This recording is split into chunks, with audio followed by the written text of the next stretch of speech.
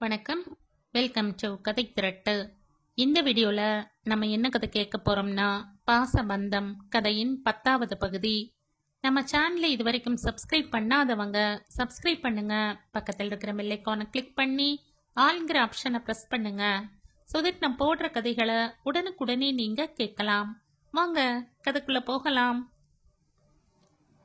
நம்ம கல்யாணத்தை எப்போ வச்சுக்கலாம்னு சொல்லு என்று அசால்ட்டாக ஜெய் கேட்க அதிர்ந்த ஆரா, என்னது கல்யாணமா என்று கண்களை விரித்தாள். பின்ன ஆல்ரெடி உங்ககிட்ட நிறைய தடவை ப்ரப்போஸ் செஞ்சு போர் அடிச்சிடுச்சு. அதான் ஸ்ட்ரைட்டா கேட்குறேன், எப்ப நம்ம கல்யாணத்தை வச்சுக்கலாம்? லூசு மாதிரி பேசாதீங்க. ஆமாண்டி, உன்னை லவ் பண்ண ஆரம்பிச்சதுல இருந்து பாதி லூசா ஆயிட்டேன். முழு லூசா ஆக கூடாதுன்னு தான் கல்யாணம் செய்ய கேட்குறேன். அதுக்கு எதுக்கு என்ன தொல்லை பண்றீங்க?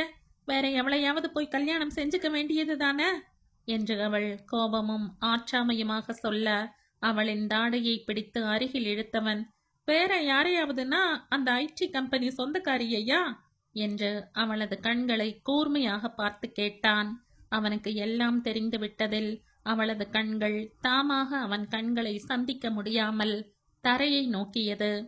ஆரா, என் கண்ணை பாரு என்று அவன் கர்ஜிக்க, தன்னை நிலைப்படுத்தி கொண்டவள் மெல்ல நிமிர்ந்து அவன் முகம் பார்க்க, சொல்லு, அந்த பொண்ணையா என்று அவன் மீண்டும் கோபமாக கேட்க, எனக்கு தெரியாது, எந்த பொண்ணை வேணா கல்யாணம் செஞ்சுக்கோங்க, என்கிட்ட ஏன் கேட்குறீங்க என்று அவளும் பதிலுக்கு கத்த, அப்படியா, நான் யாரை வேணா கல்யாணம் செஞ்சுக்கவா என்று அடக்கப்பட்ட கோபத்துடன் அவன் கேட்க, தாராளமா யாரை வேணா கல்யாணம் செஞ்சுக்கோங்க, எனக்கு கவலை இல்லை என்று இவள் விட்டேற்றியாக பதில் சொல்ல, ஓ, அப்ப நான் அந்த பொண்ணை கல்யாணம் செஞ்சு புள்ள குட்டி பெத்துக்கிட்டு உன் கண் முன்னாடி இருந்தா உனக்கு ஒண்ணும் இல்ல, அப்படித்தானே என்றவனின் குரல் இப்போது கடினமாக இருக்க, இன்னொரு பெண்ணுக்கு தாலி கட்டினாலே என்னால் தாங்க முடியாது, இதுல அவ கூட குடும்பம் நடத்தி என்று ஜெய் சொன்னதை கற்பனை செய்து பார்த்தவளுக்கு அவளையும் மீறி அவனை பிரிய போவதை நினைக்கையில் நெஞ்சம் பாரமாக இருக்க கண்கள் கலங்க ஆரம்பித்தது. இருந்தும் தன்னை சரிப்படுத்தி கொண்டவள் குரலை செருமிக் கொண்டு, ஆமா, எனக்கு ஒண்ணுமில்ல, என்ன தொல்லை செய்யாம இருந்தா என்று அவள் சொல்லி முடிப்பதற்குள் அடுத்த வார்த்தைகளை உச்சரிக்க வேண்டிய அவளின் இதழ்கள் அவனின் இதழ்களுக்கு இடையில் சிறை பிடிக்கப்பட்டிருந்தது. ஆராவின் தாடையை ஜெய்யின் கைகள் அழுந்த பிடித்திருக்க, இருவரின் முகமும் ஒன்றோடு ஒன்று கலந்திருக்க, அதற்கு பாலமாக அவர்களின் இதழ்கள் செயல்பட்டு கொண்டிருந்தது. திடீரென்ற ஜெய்யின் இந்த செயலில் முதலில் ஒன்றும் புரியாமல் விழித்த ஆரா சில நொடிகளில் நடப்பதை உணர்ந்து தனது இதழ்களை பிரித்தெடுக்க முயற்சிக்க, அவனின் முரட்டு முத்தத்தில் அவளால் ஒரு துளி கூட முடியவில்லை.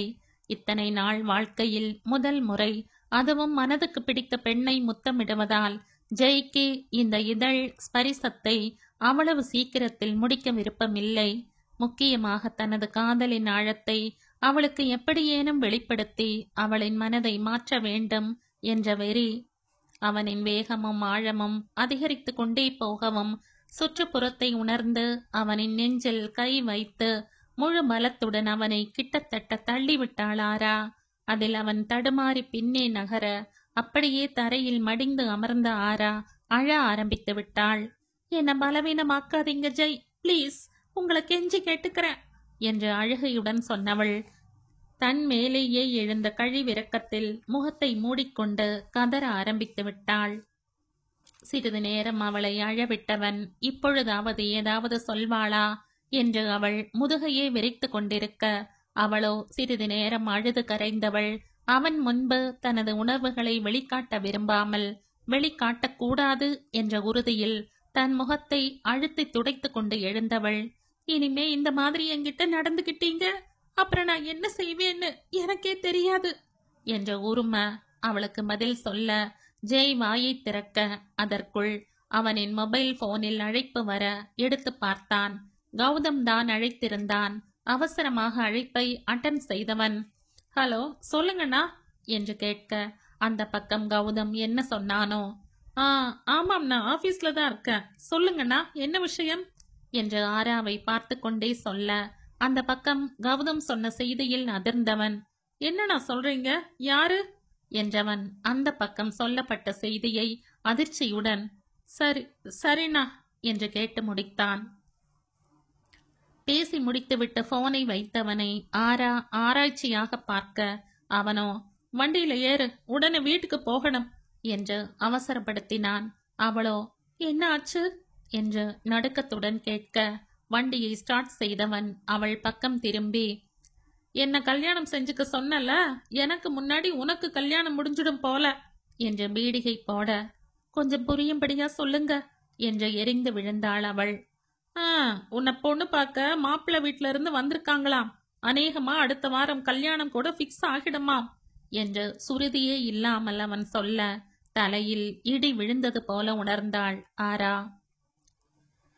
கௌதம் போனில் சொன்னதை கேட்டு அதிர்ந்தவன் யாருண்ணா என்று கேட்க அவனோ என்னோட காலேஜ் ஃப்ரெண்ட் சொல்லி இருக்கேனடா சுந்தர்னு, அவன்தான். என்னோட கல்யாணத்துல ஆராவை பார்த்திருக்கான், அவனுக்கு ரொம்ப பிடிச்சு போச்சாம். அப்பவே பொண்ணு கேட்டு வந்திருப்பான், ஆனா அதுக்குள்ள ஆன் சைட் போக வேண்டியதா போச்சு போல. இப்பதான் 1 வீக் முன்னாடி வந்தான். அதான் வீட்டுல பெரியவங்க கிட்ட சொல்லி உடனே பொண்ணு கேட்டு வந்துட்டான். ஆரா உன்னோட டீம் தானே, 2 பேரும் ஆபீஸ்ல சொல்லி கொஞ்சம் சீக்கிரம் வீட்டுக்கு வாங்க. ஜெய், இங்க எல்லாரும் வெயிட்டிங் என்று சொன்னவனுக்கு உள்ளுக்குள் சிரிப்பு வந்தாலும் அடக்கி கொண்டு சீரியஸாக சொல்வது போல சொல்லிவிட்டு வைத்தான். சரி என்று போனை வைத்த ஜெய், டேய் எனக்குன்னு எங்க இருந்துடா வரீங்க? இவளை இப்பதான் கொஞ்சமாவது லவ்வை ஃபீல் பண்ண ஆரம்பிச்சிருக்கா, அதுக்குள்ள டேய் என்று மனதுக்குள் நொந்து கொண்டவன் ஆராவை அழைத்து கொண்டு வீடு வந்து சேர்ந்தான். இவர்களுக்காக வராண்டாவிலேயே காத்திருந்த மிருதுளா அவர்கள் வந்ததும், ஜெய் மாப்பிள்ளை வீட்டுக்காரங்க மாமா வீட்டுல இருக்காங்க, நீங்க போங்க, ஆரா ரெஃப்ரெஷ் செஞ்சுட்டு ஒரு 10 மினிட்ஸ்ல வந்துடுவா என்றவள் ஆரா பக்கம் திரும்பி, நீ வா ட்ரெஸ் சேஞ்ச் பண்ண என்றவள் ஜெய்யை அவர்கள் வீட்டிற்கு போக சொல்லிவிட்டு ஆராவை உடை மாற்ற அழைத்து சென்றாள். ஜெய் வீட்டிற்குள் நுழைய ஹாலில்தான் அனைவரும் அமர்ந்திருந்தனர். மரியாதைக்காக சுந்தரின் பெற்றோரை வரவேற்றவன் சுந்தரிடம் சின்ன நல விசாரிப்புக்கு பிறகு ரெஃப்ரெஷ் செய்துவிட்டு வருவதாக கூறிவிட்டு தன் அறைக்கு சென்று விட்டான். 10 நிமிடத்தில் ஜெய் வெளியே வர அதே நேரம் மிருதுளாவும் ஆராவை அலங்கரித்து அழைத்து கொண்டு வீட்டிற்குள் நுழைந்தாள். ஜெய்க்கு பிடித்த ராமர் நீல சிம்பிள் பட்டுப்புடவையை அவள் உடுத்தி இருக்க தலை பின்னப்பட்டு தழைய தழைய மல்லிகை பூ அவளின் ஜடையில் சூடப்பட்டு தோள் வழியே தவழ்ந்தது. ஆனால் அவள் கண்கள் கலங்கி இருப்பதை யாரும் கவனிக்கவில்லை. இல்லை, கவனிக்காதது போல இருந்தனரா? தெரியவில்லை. ஆராவை பார்க்க பார்க்க ஜெய்க்கு கோபம் அதிகரித்து கொண்டே போனது. தன் கண் முன்னே இன்னொருவன் முன் தான் காதலிக்கும் பெண் அலங்கரிக்கப்பட்டு நிற்க வைக்கப்படுவது எந்த காதலனுக்கு தான் பிடிக்கும்? ஜெய்யுடைய கோபத்தின் அளவை போல அவனின் கை முஷ்டி இறுகி போயிருந்தது.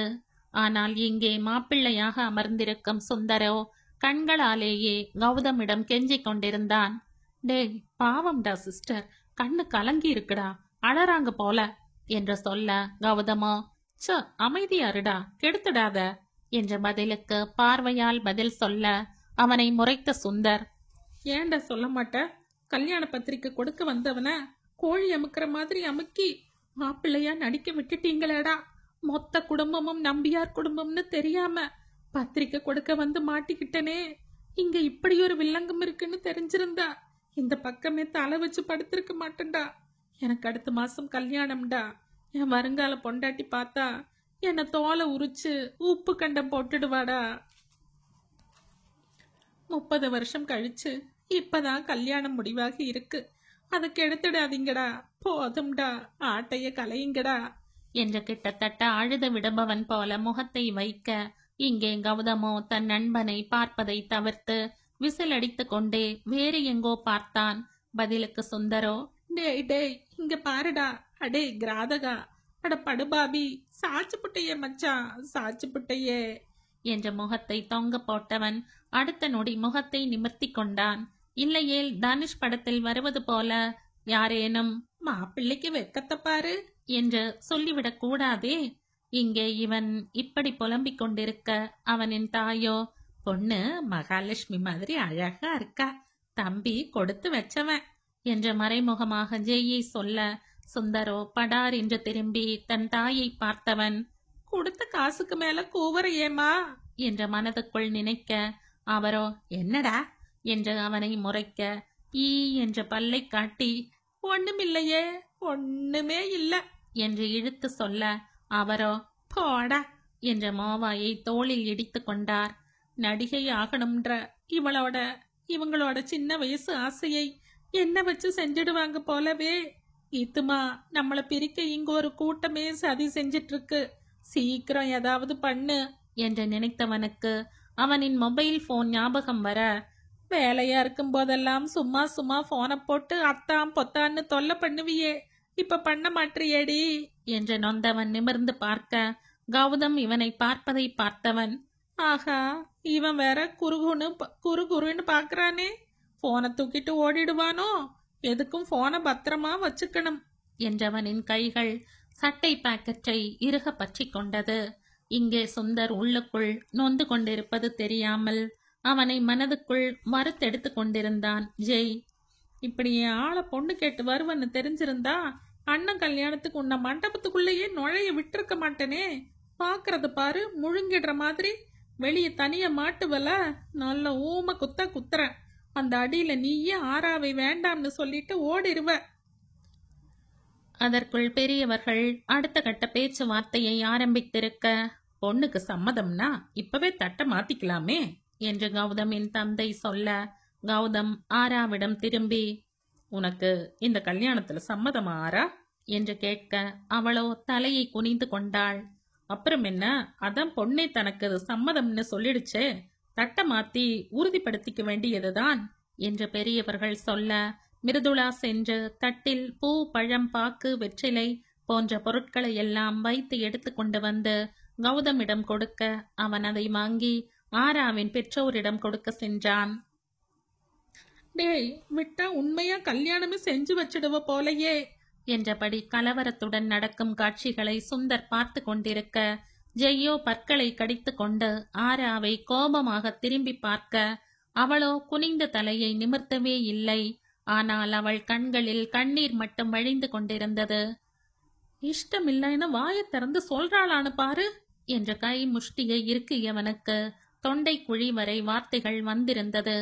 ஆரா வாயை திறப்பாளா என்று ஒவ்வொரு நொடியும் அவன் எதிர்பார்க்க, அவளோ வாயை செலோ டேப் போட்டு ஒட்டி கொண்டது போல நின்று கொண்டிருந்தாள். இங்கே கௌதம் தாம்பூலத்தை எடுத்துக்கொண்டு ஸ்லோ மோஷனில் மெதுவாக ஆராவின் பெற்றோரை நோக்கி செல்ல, அவன் மனமோ 2 பேர்ல யாராவது வாயை திறங்கடா என்று சொல்லிக் கொண்டிருந்தது. எவ்வளவுதான் மெதுவாக நடந்தாலும் வீட்டுக்குள் என்ன கிலோமீட்டர் அளவிலா தூரம் இருக்கப் போகிறது? மிஞ்சி மிஞ்சி போனால் பல அடிகள். தோ மோகன் எழுந்து தட்டை வாங்கியவர் கௌதமின் முகத்தை பார்க்க, அவனோ கொடுங்க மாமா, அதுல ஒண்ணும் இல்ல என்று மெதுவாக அவருக்கு மட்டும் கேட்கும்படி சொல்ல, சரி என்று வாங்கி கொண்டார். சுந்தரோ இல்லாத நகத்தை விடுத்து சதையை கடித்து கொண்டு திகிலுடன் அந்த காட்சியை பார்த்து கொண்டிருந்தான். கிட்டத்தட்ட சுந்தரின் பெற்றோர் எழுந்து கைகளை நீட்டும் வரை பொறுத்து பொறுத்து பார்த்த ஜெய், ஆரா வாயை திறக்க மாட்டாள் என்பதை புரிந்து கொண்டு அடுத்த வினாடி, என்னை மன்னிச்சிடுங்க, நானும் ஆராவும் லவ் பண்றோம் என்று பட்டென்று எல்லார் முகமும் பார்த்து சொல்லிவிட, கிட்டத்தட்ட மனதளவில் மயக்க நிலைக்கு சென்றிருந்தான் அந்த புது மாப்பிள்ளை. ஏதோ தெரியாத விஷயத்தை கேட்பது போல அனைவரும் ஒருவர் முகத்தை ஒருவர் பார்க்க, கௌதமோ என்னடா சொல்ற என்ற போலியான அதிர்ச்சியை வெளிப்படுத்த, ஆமாண்ணா, நானும் அவளும் லவ் பண்றோம் என்று சொல்லிவிட்டு ஜெய் தலை குனிய, ஆரா பக்கம் திரும்பிய கௌதம், ஜெய் சொல்றது உண்மையாரா என்று கேட்க, அப்பொழுதும் அவள் உதடுகள் அமைதி காத்தது. அவளின் மௌனத்தை பார்த்து கொலை வெறியான ஜெய் வேகமாக அவள் அருகில் வந்து, இப்பவாச்சும் வாயை திறந்து சொல்லு ஆரா, நீ என்ன லவ் பண்றியா இல்லையா என்ற குரலை உயர்த்த, அந்த சத்தத்தில் ஆராவிற்கு உடல் தூக்கி மாறி போட்டது. கூடவே மடை திறந்த அணை என கண்ணீர் வழிந்தது. இப்படி அழுது அழுது அமைதியா இருக்காதடி, வாயை திறந்து சொல்லு, என்ன லவ் பண்றியா இல்லையா என்று அவன் கர்ஜிக்க, அதற்கும் பதில் இல்லாது போக சட்டென்று அவளின் கையை பிடித்து தன் தலையில் வைத்து கொண்டவன், ஏன் மேல சத்தியமா சொல்லுடி, என்னை நீ லவ் பண்றியா இல்லையா என்று சொன்னவனின் கண்கள் அனலை கக்கியது. ஜெய்யின் இந்த திடீர் செயலில் அதிர்ந்தவள் கையை உருவிக்கொள்ள முயற்சிக்க அவனின் இரும்பு பிடியோ விட்டால் இப்பொழுதே தூக்கி சென்று தாலியை கட்டி விடுபவன் போன்ற உறுதியை காட்டியது. மிருதுளா ஆராவை நோக்கி அடியெடுத்து வைக்க அவளை தடுத்த கௌதம் அவர்களே பேசிக்கொள்ளட்டும் என்ற பார்வையால் சொன்னான். பெரியவர்களும் குழப்பத்துடன் தான் பார்த்து கொண்டிருந்தனர். சுந்தர்தான், அவகிட்டயே இந்த கத்து கத்துறானே, அந்த பொண்ணு மட்டும் சரி சொல்லி இருந்தா என்ன மர்டரே செஞ்சிருப்பான் போலையே என்ற வாயை பிளந்த நிலையில் பார்த்து கொண்டிருந்தான். சொல்லு ஆரா, வாயை திறந்து பதில் சொல்லு. நான் நல்லா இருக்கணும்னு அமைதியா இருக்காதடி. நீ இல்லாம நான் நல்லா இருக்க மாட்டேன். நிச்சயமா சொல்ற, நீ இல்லாத வாழ்க்கை எனக்கு வேண்டாம். வாழ்க்கை ஃபுல்லா இப்படியே இருந்துடுவேன்.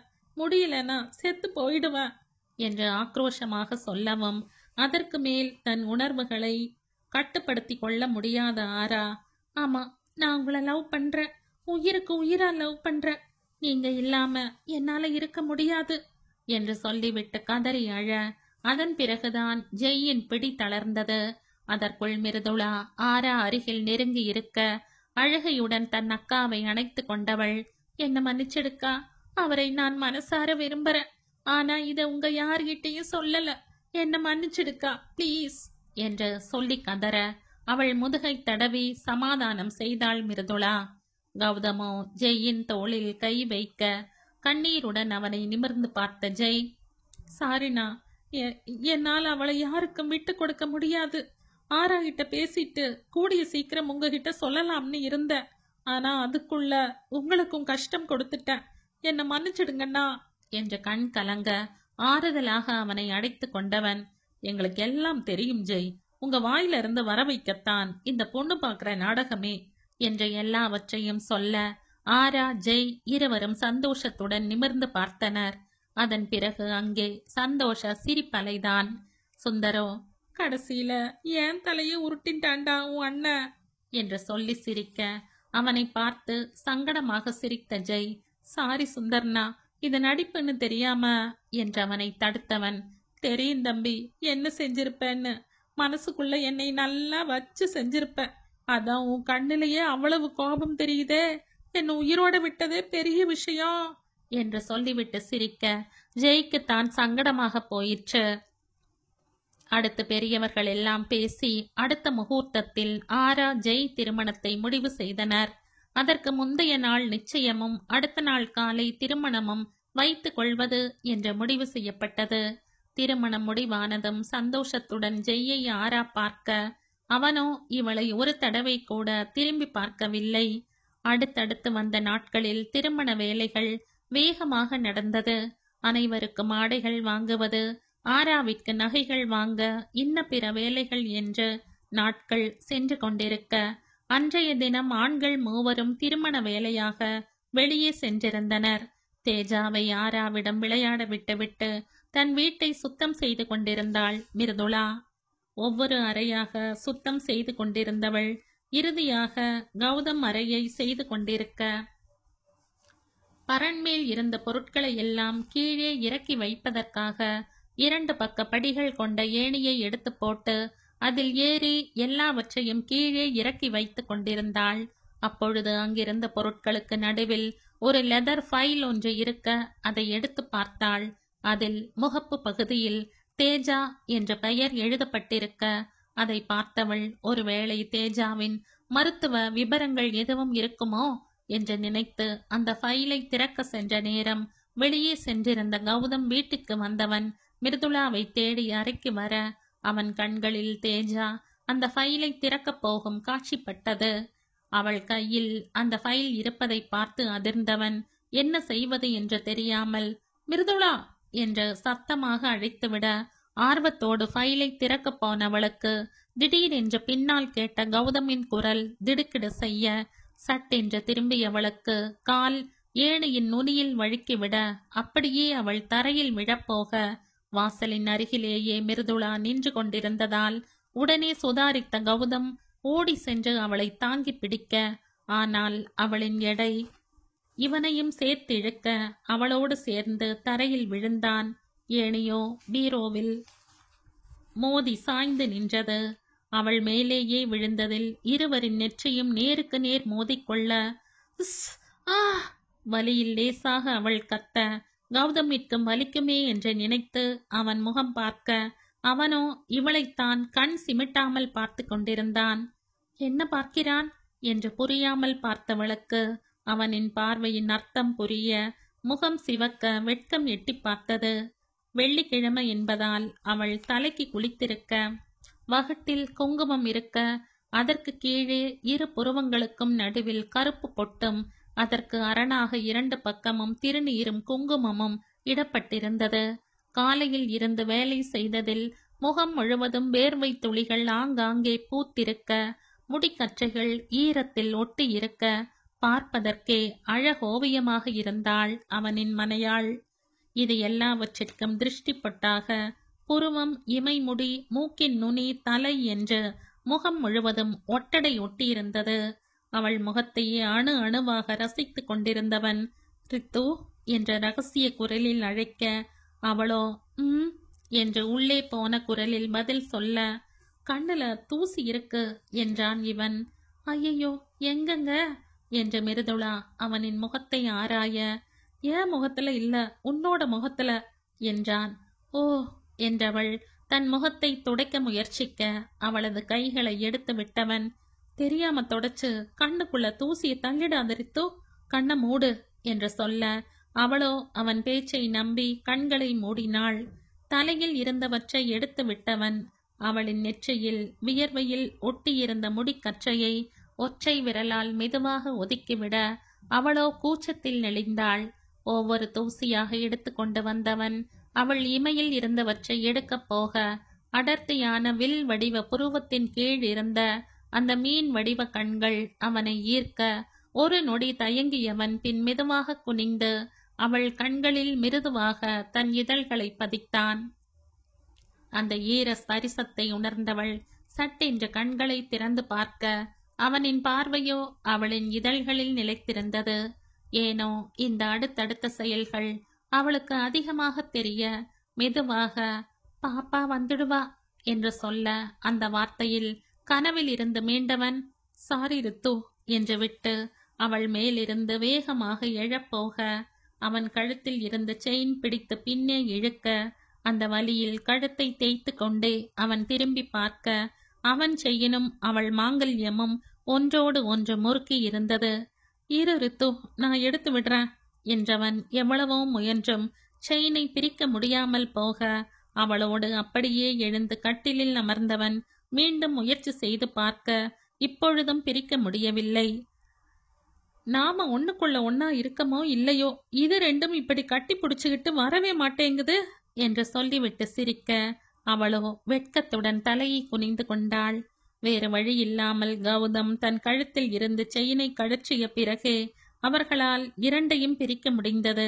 அதன் பிறகுதான் அவள் கையில் சில இடங்களில் சிராய்ப்புகள் இருந்ததை பார்த்தவன் அவளை கட்டிலில் உட்கார வைத்துவிட்டு ஆயின்மென்றை எடுத்து வந்து அவள் கைகளில் கீறி இருந்த இடங்களில் எல்லாம் மருந்து போட்டு விட்டான். அதில் மீண்டும் அவர்களுக்குள் காதல் பார்வைகள் பகிரப்பட, அதற்குள் ஆரா வரும் சத்தம் கேட்கவும், அவனிடமிருந்து விலகி ஹாலிற்கு மிருதுளா செல்ல, பெருமிதத்துடனும் காதலுடனும் அவளையே பார்த்து கொண்டிருந்தான் கௌதம். இப்படியே நாட்கள் வேகமாக சென்று நிச்சயதார்த்த நாளும் அழகாக விடிந்தது. அன்றைய பெண் பார்க்கும் தினத்தில் இருந்து இதோ திருமணத்திற்கு முந்தைய நாளும் வந்துவிட்டது. ஆனால் இன்று வரை ஜெய் ஆராவிடம் பேசவில்லை.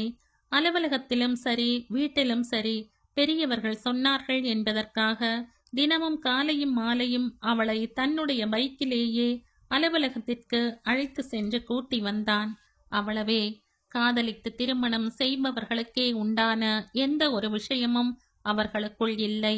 அவளை எங்கேயும் கூட்டி செல்லவில்லை, பரிசு வாங்கி கொடுக்கவில்லை, ஏன் ஆசையாக ஒரு வார்த்தை கூட பேசவில்லை.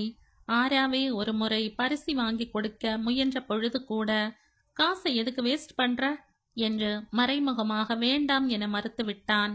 ஆராவிற்கு அவனின் கோபம் எதற்கு என்று நன்றாகவே தெரியும். ஆனால் தான் ஏன் அப்படி செய்தோம் என்பதை அவன் ஏன் புரிந்து கொள்ள மாட்டேன் என்கிறான் என்று நினைத்தாள். ஆனால் ஜெய்க்கோ தன்னுடைய காதலை ஒரு தடவை கூட ஏற்றுக்கொள்ளவில்லை என்பதை தாண்டி எப்படி அவள் இன்னொருவனை திருமணம் செய்து கொள்ள சம்மதம் சொல்லும் அளவுக்கு துணிந்தாள் என்றே வருத்தம்.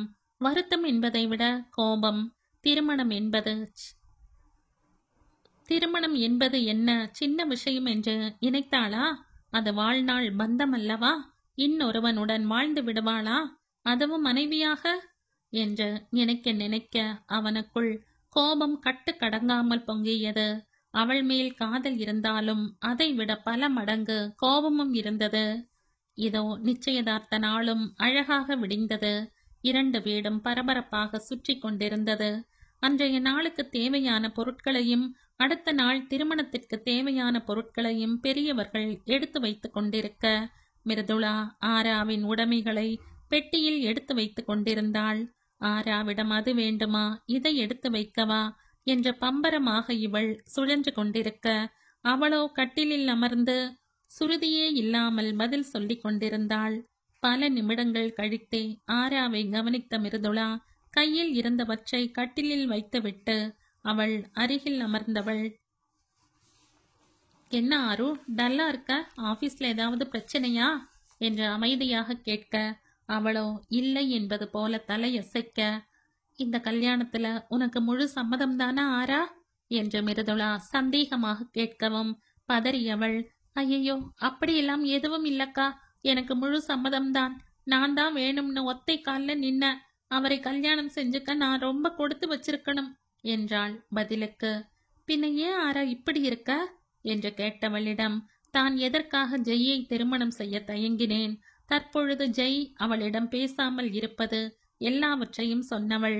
என்னை அவர் புரிஞ்சுக்கவே இல்லக்கா, நான் அவருக்காகத்தானே பார்த்தேன், அதை ஏங்க அவர் புரிஞ்சுக்க மாட்டேங்கிறார் என்ற வருத்தத்துடன் கேட்க, அவர் உன்னை ரொம்ப லவ் பண்றாருடா, அதான் இந்த கோபத்தோட வெளிப்பாடே. உன்னை உயிருக்கு உயிரா லவ் செஞ்சுட்டு யாருக்கோ உன்னை விட்டு கொடுக்க மனசு வருமா சொல்லு? உனக்கு பிடிச்சிருக்குங்கிறதுக்காக நான் ஒரு பொருளை விட்டு கொடுக்கும்போது எத்தனை தடவை நீயே என்ன திட்டியிருக்க, என்கிட்ட சண்டை போட்டு பேசாம இருந்திருக்க. ஒரு சின்ன பொருளுக்கே உனக்கு கோபம் வரும்பொழுது அவரோட வாழ்க்கையே நீதான் அம்மோ. உன்னை அவ்வளவு சுலபத்துல அவரால விட்டு கொடுக்க முடியுமா? அப்படி இருக்கச்ச அவருக்கு நல்லதுன்னு நீ இன்னொருத்தரை கல்யாணம் செஞ்சுக்க சம்மதம் சொன்னா அவருக்கு உன் மேல கோபம் வரத்தானே செய்யும். அந்த கோபத்தோட அடிப்படையை புரிஞ்சுக்கோடா, எல்லாம் சரியாகிடும். இப்போ கோபத்தை காட்டுறவரு கூடிய சீக்கிரம் அம்முக்குட்டி புஜ்ஜு குட்டின்னு உன்னை கொஞ்ச போறாரு என்று சொல்லி அவள் கன்னத்தை பிடித்து ஆட்ட, அவள் மனதில் இருந்த குழப்பம் அகன்றது போல அவள் முகம் பிரகாசம் அடைந்தது.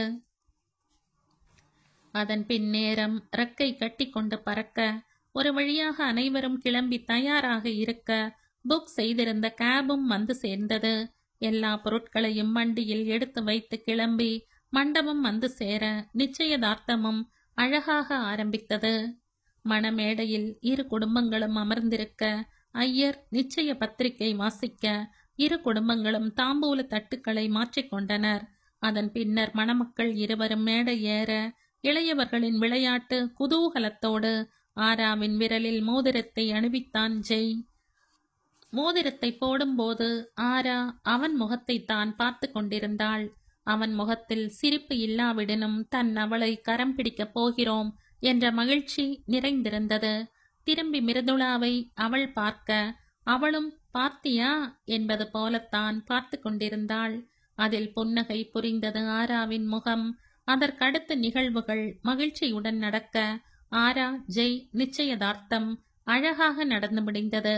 அதன் பின் எல்லாவற்றையும் ஒதுங்க வைத்துவிட்டு அனைவரும் தூங்கப் போக வெகு நேரமாகிவிட்டது.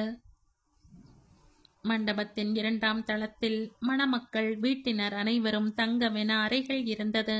தூங்க செல்லும் நேரம் மிருதுளாவை அழைத்த சித்ரா அவளிடம் ஒரு பையை கொடுத்தவர் ஆராவிற்கு கொடுக்கவென வைக்கப்பட்டிருந்த சீர்வரிசை பொருட்கள் இருந்த அறைக்கு சென்று அதை வைத்துவிட்டு, ஒரு முறை எல்லாம் சரியாக இருக்கிறதா என்று கௌதமுடன் சேர்ந்து பார்த்துவிட்டு வரும்படி சொல்ல, அவளும் கௌதமை தேடி செல்ல, அவனோ மேற்பார்வை வேலைகளை எல்லாம் முடித்து கொண்டு படிகளில் ஏறி வந்து கொண்டிருந்தான்.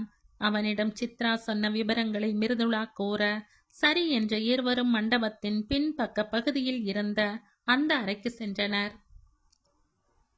உள்ளே நுழைந்ததும் ஹால் போன்ற ஒரு நீள பகுதியும் அதற்கடுத்து வலப்பக்கம் சின்ன பகுதியும் என்று 2 பகுதிகளை கொண்டது அந்த அறை. கட்டில், பீரோ போன்ற பெரிய பொருட்கள் எல்லாம் ஹால் பகுதியில் அடுக்கி வைக்கப்பட்டிருக்க, குத்து விளக்கு, குடம் போன்ற இதர சாமான்கள் எல்லாம் உள்ளறையில் வைக்கப்பட்டிருந்தது. பெரிய பொருட்களை எல்லாம் சரி பார்த்துவிட்டு உள்ளறையில் அவர்கள் நின்று கொண்டிருக்க, இவர்கள் உள்ளே இருப்பது தெரியாமல் பெரியவர் யாரோ பொருள் இருக்கிற ரூமை யார் திறந்து போட்டுட்டு போயிருக்காங்க, கொஞ்சம் கூட பொறுப்பே இல்ல என்று சொல்லிக்கொண்டு வெளிப்பக்கம் தாழ் போட்டுவிட்டு சென்று விட்டார். இது தெரியாமல் இவர்கள் எல்லாவற்றையும் சரி பார்த்துவிட்டு வாசலுக்கு வந்தவர்கள் கதவை திறக்க, அதுவோ வெளிப்பக்கம் லாக் செய்யப்பட்டிருப்பது தெரிந்தது. ஐயோ, யாரோ வெளியில பூட்டிட்டு போயிருக்காங்க என்று கூறிய மிருதுளா, யாருக்காவது போன் போட்டு வந்து கதவை திறக்க சொல்லுங்க என்று கௌதமிடம் சொல்ல, அவனோ குழந்தைங்க கேம்ஸ் விளையாடி சார்ஜ் தீர்ந்துடுச்சுன்னு ரூம்ல போனை சார்ஜில் போட்டிருக்க என்று பாவமாக சொல்ல, என்ன செய்வது என்று தெரியாமல் இருவரும் கதவை தட்டி பார்க்க, இரவு வெகு நேரம் என்பதாலும் அவர்கள் இருந்ததோ பின்பக்கம் என்பதாலும் கதவு தட்டப்படும் சத்தம் யாருக்கும் கேட்கவில்லை. இங்கே சித்ராவோ கீழே போன மகளை காணவில்லை என்று தேட, அவர்களின் உறவுக்கார குழந்தை சித்திய சித்தப்பா மொட்டை மாடிக்கு வர சொன்னாரு என்று பல மணி நேரங்களுக்கு முன்பு கௌதம் தேஜாவுடன் மொட்டை மாடிக்கு போகும் பொழுது சொன்னதை இப்பொழுது அவர்களிடம் சொல்ல, பெரியவர்களோ தங்களுக்குள் சிரித்து கொண்டு அவர்கள் வரும்பொழுது வரட்டும் என்று விட்டு தூங்க சென்று விட்டனர். இங்கே பூட்டிய அறைக்குள் மாட்டிக்கொண்ட மிருதுளாவும் கௌதமும் எவ்வளவோ முயன்றும் கதவை திறக்க முடியாததால் வேறு வழியில்லாமல் காலை விடிந்ததும் யாராவது வந்து திறப்பார்கள் என்று விட்டுவிட்டனர். நேரம் வேறு நள்ளிரவை நெருங்கிக் கொண்டிருக்க, கௌதம் படுக்கவென்று பாய் போன்ற ஏதாவது இருக்கிறதா என்று மிருதுளா சுற்றமுற்றும் தேடிக்கொண்டிருந்தாள். ஆனால் அங்கே எல்லாம் புது பொருட்களாகவே இருக்க வேறு எதுவும் இல்லை. வேறு வழியில்லாமல் புதிதாக கட்டி வைக்கப்பட்டிருந்த பாயை பிரிக்க மிருதுளா முயற்சிக்க, கௌதமோ என்ன செய்ற ரித்து என்றான். அவள் செயல் புரியாது. டைம் ஆச்சு, நீங்க தூங்கணுமே, அதான் பாய் என்று சொன்னவளை தடுத்தவன், அதுக்கு எதுக்கு புது பாய் எடுக்கிறமா, அதான் தரை இருக்கே, தரையிலேயே படுத்துக்கலாம், ஒன்னும் பிரச்சனை இல்லை என்றவனை கேள்வியாக பார்த்தவள், நீங்க எப்படி கீழே என்று சங்கடமாக கேட்க, இதுல என்ன இருக்கு, நான் என்ன பணக்காரனா தரையில படுக்காம இருக்க, சின்ன வயசுல இதெல்லாம் எங்களுக்கு பழக்கம்தான், நானும் ஜெய்யும் எத்தனை தடவை அம்மா மடியில தலை வச்சு படுத்திருக்கோம் தெரியுமா என்றவன் சுவற்றில் சாய்ந்து கொண்டு கால்களை நீட்டியபடி தரையில் அமர்ந்து கொண்டான். கூடவே மிருதுளாவையும் அருகே அமர வைத்து கொண்டான். சிறிது நேரம் மௌனமாக கழிய அதன் பின் கௌதம் அவளிடம், நான் உன்னோட மடியில படுத்துக்குவா ரித்து என்று கேள்வியாக அவளை பார்க்க, அவளோ என்னங்க நீங்க எங்கிட்ட போய் இதெல்லாம் கேட்டுக்கிட்டு என்று பதறியவள் அவன் படுத்து கொள்ளும் வகையில் வசதியாக அமர்ந்து கொள்ள அவளின் மடியில் தலை சாய்த்து கொண்டான் அந்த அன்பு கணவன்.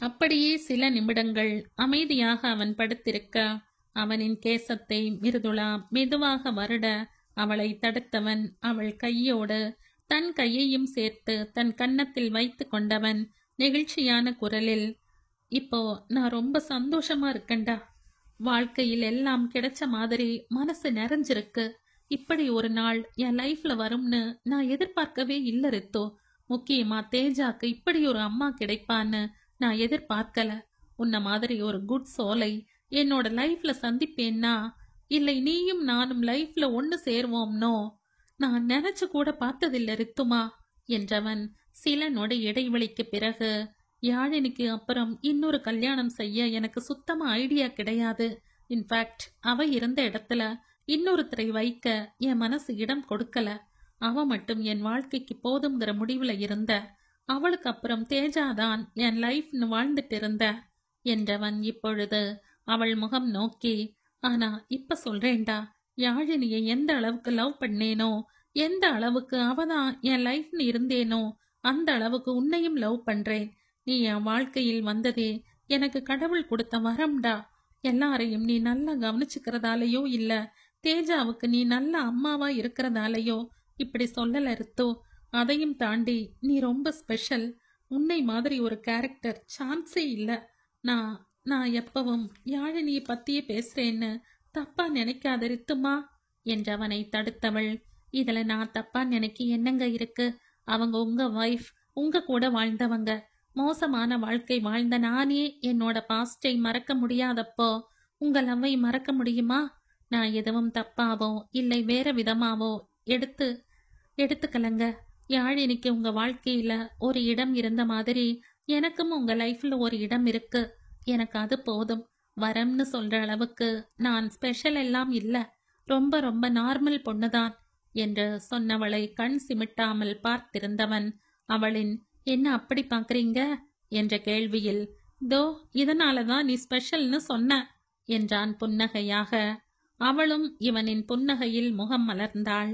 அதன் பின் அவர்களுக்குள் பேச்சிலேயே நேரம் கழிய மிருதுளாவிற்கு தூக்கம் வருவது போல இருக்க அவளையும் தன் அருகில் படுக்க வைத்தவன் அவள் முகத்தையே வெகு நேரம் பார்த்து கொண்டிருக்க எதேச்சையாக அவனை நிமிர்ந்து பார்த்தவள், என்னங்க என்று கேட்க, இப்போ நான் ஒன்று கேட்டா அதுக்கு நீ என்ன பதில் சொல்வேன்னு யோசிச்சுட்டு இருக்க என்று பதில் சொல்ல, என்னன்னு சொல்லுங்க அப்புறம் சொல்றேன் என்றாள்.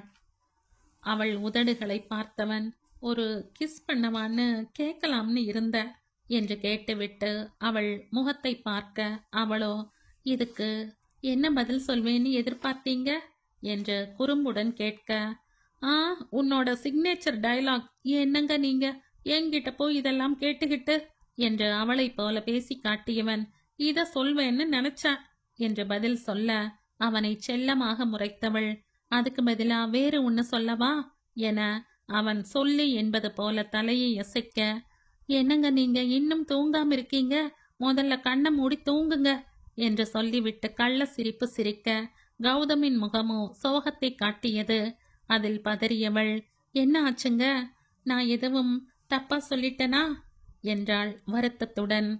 அது இல்லை என்பது போல உதடு பிதுக்கியவன், நான் கிஸ் பண்ணவான்னு கேட்டத நீ தப்பா எடுத்துக்கிட்டியோன்னு என்றவனை தடுத்தவள், என்னங்க நீங்க இதுல தப்பா எடுத்துக்க என்ன இருக்கு? நான் எதுவும் தப்பா எடுத்துக்கல, என்கிட்ட தானே கேட்டீங்க என்று அவன் வருத்தத்தை போக்க இவள் சொல்ல, அவனோ கள்ள சிரிப்புடன், அப்போ நீ தப்பா எடுத்துக்கல தானே ரித்து, எனக்கு அந்த ரைட்ஸ் இருக்குன்னு நீயே ஒத்துக்கிறதான அம்மோ என்று சொல்லவும் தான் மிருதுளாவிற்கு தான் சொன்ன வார்த்தைகள் ஞாபகம் வர, உங்கள என்றவள் வெட்கத்தில் தலை குனிய சிவந்திருந்த அந்த அழகிய கன்னத்தில் அழுத்தமாக தன் இதழ்களை பதித்தான் கௌதம். அதில் அவன் மார்பிலேயே அவள் முகம் புதைத்து கொள்ள அவளின் முகத்தை நிமிர்த்தியவன் கண்களால் அனுமதி கேட்க அவள் கண்களோ நடக்கப் போவதை அறிந்து தாமாக மூடிக்கொண்டது. அதை ரசித்தவன் மெல்ல குனிந்து அவள் இதழ்களுக்கு வெகு அருகில் தன் இதழ்களை கொண்டு சென்று ஒரு நொடி இருவர் மூச்சுக்காற்றையும் ஒன்றாக கலக்க விட்டவன் அடுத்த நொடி அவள் உதடுகளோடு தன் உதடுகளை உறவாட விட்டான் முதன்முறையாக. வெகு நேரம் அதில் லயித்திருந்தவனின் கைகள் அவள் இடுப்பை சுற்றி வளைத்து அவளை தன்னோடு சேர்த்து அணைத்து கொண்டான். பல நிமிடங்கள் கழித்தே இவன் நிமிர அவளோ வெட்கத்தில் அவன் மார்பிலேயே முகம் புதைத்து கொண்டாள். அடுத்து அவன் இதழ்கள் அவள் கழுத்து வளைவில் உரசி செல்ல அவளோ கூச்சத்தில் நெளிந்தாள். அதற்கு சிரித்தவன் அவள் காதில், இப்போ இது போதும் அம்மோ, மிச்சத்தை இன்னொரு நாளைக்கு பார்த்துக்கலாம் என்று ஹஸ்கி குரலில் ரகசியம் போல சொல்ல அவளோ, உங்களை இதுவே அதிகம் என்று சத்தம் இல்லாமல் சொல்ல, அடி பாவி, யானை பசிக்கு சோளப்பொறி போதும்னு சொல்ற, இதெல்லாம் எனக்கு பத்தாது என்று சிழுங்கியவனின் கையை அவள் கிள்ள அதில் வாய்விட்டு சிரித்தவன், என்னைக்கு இருந்தாலும் என்கிட்ட மாட்டத்தான போற, அப்ப பாத்துக்கிறேன் என்றவன் அவள் நெற்றியில் இதழ் பதித்துவிட்டு, இப்ப தூங்கு அம்மோ, டைம் ஆச்சு, நாளைக்கு சீக்கிரம் எழுந்துக்கணும் என்று சொல்ல அவன் நெஞ்சிலேயே மிருதுளா தலை சாய அவளை சுற்றி கைகளை போட்டவன் அவளுடன் உறங்கிப் போனான்.